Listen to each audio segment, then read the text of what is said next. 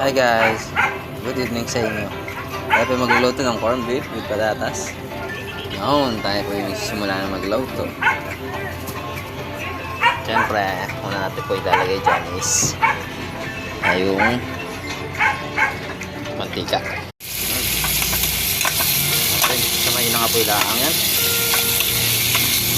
Samayin na nga po eh.